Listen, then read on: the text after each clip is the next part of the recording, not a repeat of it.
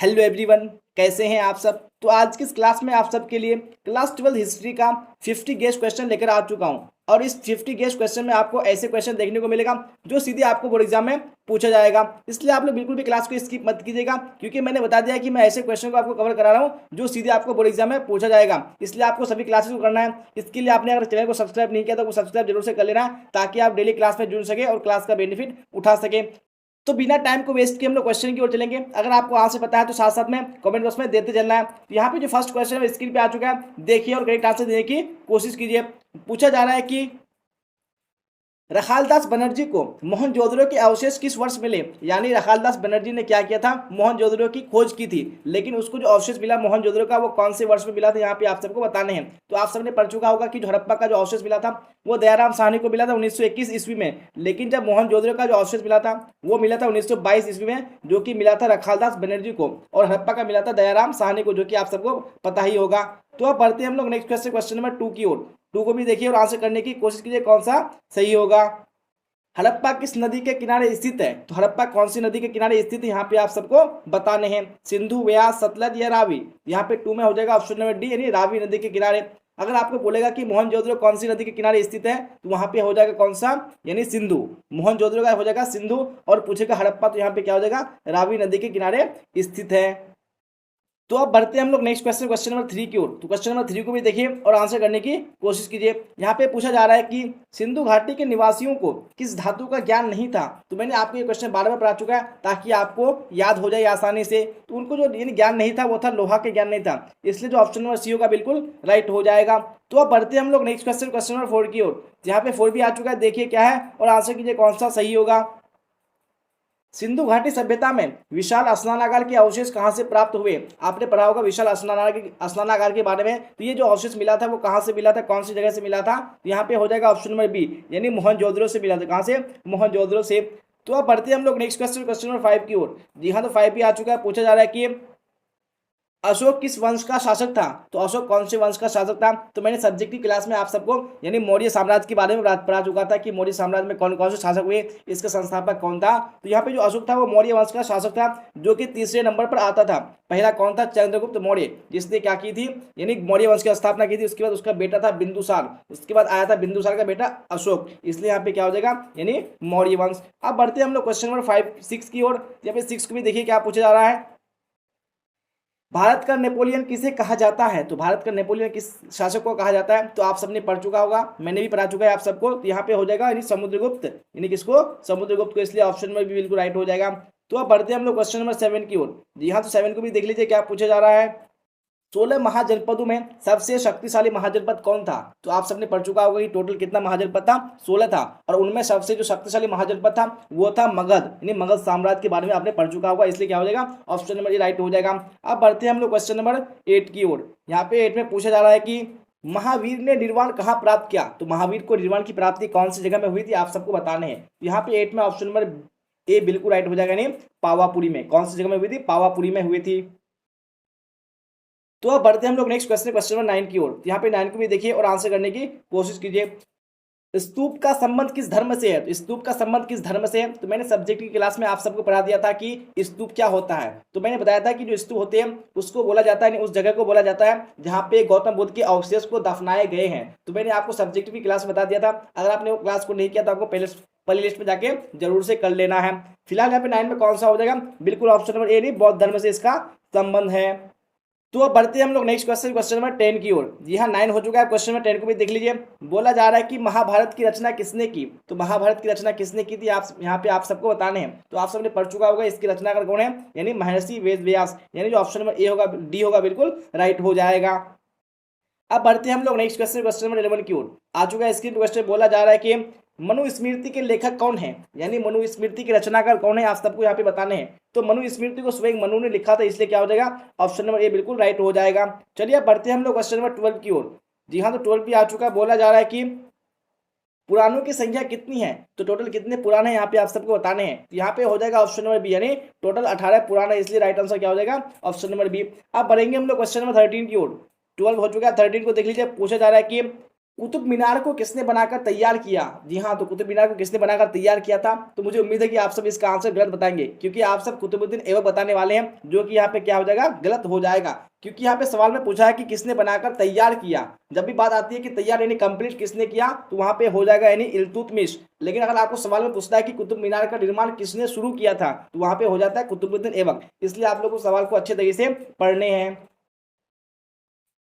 तो अब देख लेंगे हम लोग नेक्स्ट क्वेश्चन, क्वेश्चन नंबर 14 को। 13 हो चुका है, 14 को भी देख लीजिए क्या बोला जा रहा है। दीन इलाही संबंधित है, तो दीन इलाही किससे संबंधित है आप सबको बताने हैं। तो यहाँ पे मैंने बता चुका था कि दीन इलाही क्या है, ये एक धर्म अकबर ने चलाया था, जो कि अकबर से संबंधित है, इसलिए ऑप्शन नंबर सी राइट हो जाएगा। अब बढ़ते हैं हम लोग नेक्स्ट क्वेश्चन, क्वेश्चन नंबर 15 की ओर। 15 भी आ चुका है, देखिए क्या बोला जा रहा है, आंसर करने की आप लोग कोशिश कीजिए। पूछा गया है कि किस शासक ने अपनी राजधानी दिल्ली से दौलताबाद परिवर्तित की, यानी कौन से शासक थे जिन्होंने अपनी राजधानी दिल्ली से दौलताबाद की थी। यहाँ पे बताने हैं, बलबन, मोहम्मद तुगलक या बाबर या अकबर। यहाँ पे हो जाएगा ऑप्शन नंबर बी, यानी मोहम्मद तुगलक ने हस्तांतरित की थी। चलिए अब बढ़ते हैं हम लोग नेक्स्ट क्वेश्चन, क्वेश्चन नंबर 16 की ओर। जी हाँ, तो 16 पे आ चुका है, देखिए क्या पूछा जा रहा है। भारत का अंतिम मुगल बादशाह कौन था, यानी भारत का अंतिम मुगल शासक कौन था, यहाँ पे आप सबको बताने हैं। तो आप सबने पढ़ ही चुका होगा कि विद्रोह में क्या हुआ था, बहादुर शाह जफर को गिरफ्तार कर लिया गया था, और तब से ही मुगल वंश का यानी अंत हो चुका था। तो अब देख लेते हैं हम लोग नेक्स्ट क्वेश्चन, क्वेश्चन नंबर 17 को। 17 भी आ चुका है, बोला जा रहा है कि शेख मोइनुद्दीन चिश्ती की दरगाह स्थित है। तो शेख मोइनुद्दीन चिश्ती की दरगाह कहाँ पर स्थित है, यहाँ पे आप सब बताने हैं। तो शेख मोइनुद्दीन चिश्ती को यानी ख्वाजा गरीब नवाज के नाम से भी जाना जाता है। तो यहाँ पे आपको बताने हैं क्या, ऑप्शन नंबर ए यानी अजमेर शरीफ, यानी ऑप्शन नंबर ए बिल्कुल राइट हो जाएगा। अब बढ़ते हैं हम लोग नेक्स्ट क्वेश्चन, क्वेश्चन नंबर 18 की ओर। जी हाँ, तो 18 भी आ चुका है, देखिए क्या पूछा जा रहा है।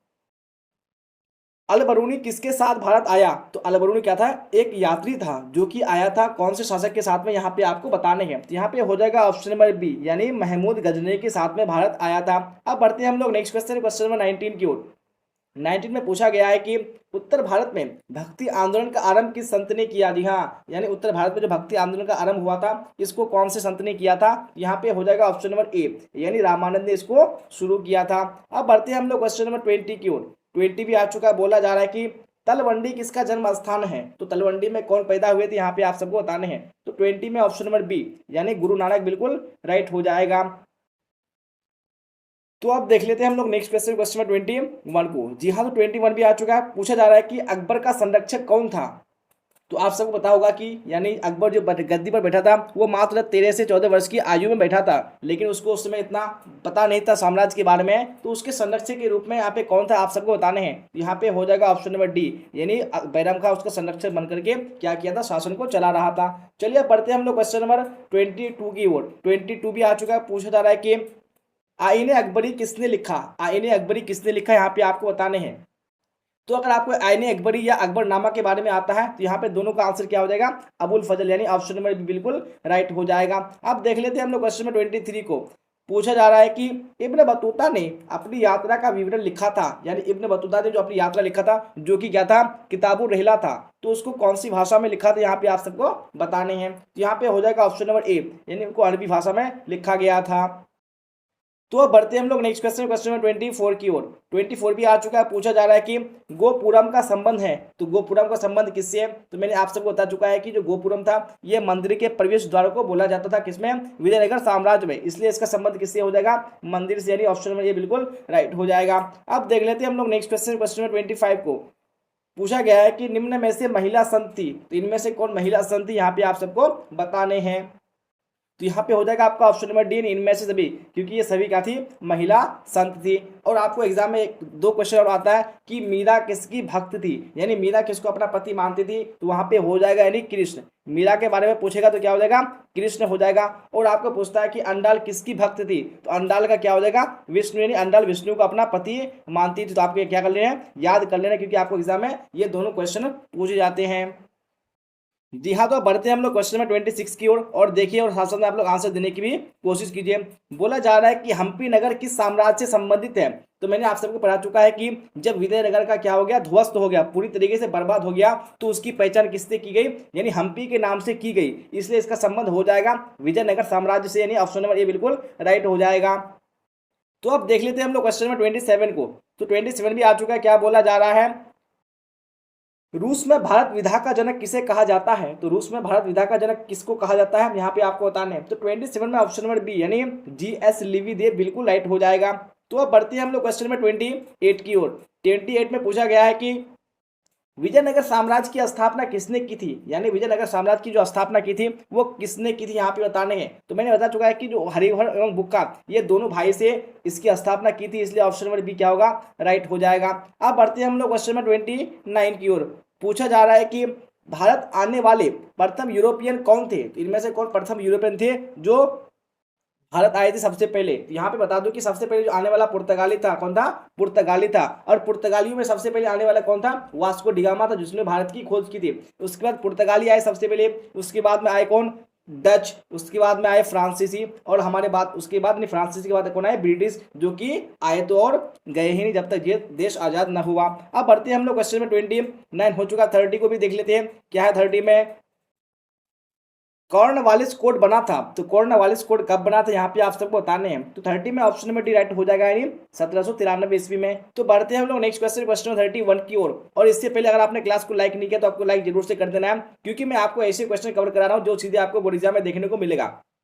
इसलिए आप लोग क्लास को बिल्कुल भी स्किप मत कीजिएगा, पूरे क्लास में बने रहना है। और जितनी भी मैं क्लासेस लेके आ रहा हूँ आपको सभी क्लास को अटेंड करना जरूरी है, जिसके लिए आप लोग चैनल को सब्सक्राइब कर लीजिए, ताकि आप लोग क्लास में जुड़ सकें और क्लास का बेनिफिट उठा सकें और एग्जाम में अच्छे स्कोर कर सकें। फिलहाल 31 को देखिए और आंसर करने की कोशिश कीजिए कौन सा सही होगा। गेटवे ऑफ इंडिया का निर्माण कब हुआ था? तो गेटवे ऑफ इंडिया का जो निर्माण हुआ था वो कब हुआ था यहाँ पे आप सबको बताने हैं। यहाँ पे 31 में जो करेक्ट आंसर हो जाएगा वो हो जाएगा ऑप्शन नंबर ए, यानी 1911 ईस्वी में। तो अब बढ़ते हैं हम लोग नेक्स्ट क्वेश्चन, क्वेश्चन नंबर 32 की ओर। जी हाँ 32 भी आ चुका है। बोला जा रहा है कि पुर्तगालियों ने गोवा पर अधिकार कब किया? तो कब किया था पुर्तगालियों ने गोवा पर अधिकार, यहाँ पे आपको बताने हैं। तो बिल्कुल राइट आंसर हो जाएगा ऑप्शन नंबर सी, यानी 1510 ईस्वी में। तो अब बढ़ते हैं हम लोग नेक्स्ट क्वेश्चन, क्वेश्चन 33 की ओर। जी हाँ 33 आ चुका है। पूछा जा रहा है कि कलकत्ता में सर्वोच्च न्यायालय की स्थापना की गई, तो कब की गई थी कलकत्ता में सर्वोच्च न्यायालय की स्थापना? तो आप सबने पढ़ चुका होगा कि यह हुआ था यानी 1773 ईस्वी में, यानी ऑप्शन नंबर बिल्कुल राइट हो जाएगा।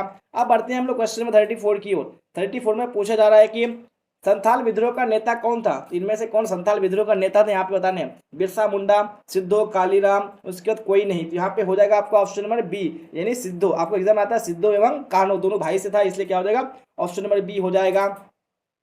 तो अब देखते हैं हम लोग नेक्स्ट क्वेश्चन, क्वेश्चन 35 को। बोला गया है कि भारत में रेलवे की शुरुआत कब हुई, यानी भारत में रेलवे लाइन की जो शुरुआत हुई थी वो कौन से ईस्वी में हुई थी? यहाँ पे हो जाएगा ऑप्शन नंबर ए, यानी 1853 ईस्वी में, जो कि मुंबई से थाने के बीच में हुई थी। आपको ये भी एग्जाम में क्वेश्चन आता है। फिलहाल बढ़ते हैं हम लोग क्वेश्चन नंबर 36 की ओर। 36 भी आ चुका है। देखिए क्या पूछा गया है। 1857 के विद्रोह के बिहार के नेता वीर कुंवर सिंह कहाँ के जमींदार थे? तो यहाँ पे आपका एक क्वेश्चन आता है एग्जाम में कि यानी बिहार में 1857 का जो विद्रोह हुआ था उसका नेतृत्व किसने किया था? तो उसका जो नेतृत्व किया था वो वीर कुंवर सिंह ने किया था। आपको एक क्वेश्चन आता है, यहाँ पे पूछा गया है कि वीर कुंवर सिंह कहाँ के जमींदार थे? तो मैं बता दूं कि वो एक जगदीशपुर के जमींदार थे, इसलिए क्या हो जाएगा, ऑप्शन नंबर सी राइट हो जाएगा। तो अब बढ़ते हैं हम लोग क्वेश्चन नंबर 37 की ओर। 37 में पूछा गया है कि व्यापगत का सिद्धांत का संबंध था, यानी जो व्यापगत का सिद्धांत था इसका संबंध किसने था? यहाँ पे आप सबको बताने हैं। यहाँ पे हो जाएगा ऑप्शन नंबर बी, यानी लॉर्ड डलहौजी, यानी ऑप्शन नंबर बी बिल्कुल राइट हो जाएगा। अब बढ़ते हैं हम लोग क्वेश्चन नंबर 38 की ओर। पूछा गया है कि भारत की राजधानी कलकत्ता से दिल्ली स्थानांतरित हुई थी, तो कब भारत की राजधानी को कलकत्ता से दिल्ली लाया गया था, यहाँ पे बताने हैं। तो यहाँ पे हो जाएगा ऑप्शन नंबर सी, यानी वर्ष 1911 ईस्वी में। अब देखते हैं हम लोग क्वेश्चन नंबर 39 को। 39 भी आ चुका है। पूछा गया है कि भारतीय राष्ट्रीय कांग्रेस की स्थापना कब हुई? तो कब हुई थी भारतीय राष्ट्रीय कांग्रेस की स्थापना? यहाँ पे मैंने आपको बार बार पढ़ा चुका है कि 1885 ईस्वी में हुई थी, इसलिए ऑप्शन नंबर ए बिल्कुल राइट हो जाएगा। अब देख लेते हैं हम लोग नेक्स्ट क्वेश्चन, क्वेश्चन नंबर 40 को। जी हाँ 40 में पूछा गया है कि काला कानून किसे कहा गया? जी हाँ, तो किसको काला कानून कहा गया यहाँ पे आप सबको बताने हैं। तो आप सबने पढ़ चुका होगा कि रोलेट एक्ट, ये क्या था, ये काला कानून के नाम से जाना जाता है, इसलिए ऑप्शन नंबर ए राइट हो जाएगा। अब बढ़ते हैं हम लोग क्वेश्चन नंबर 41 की ओर।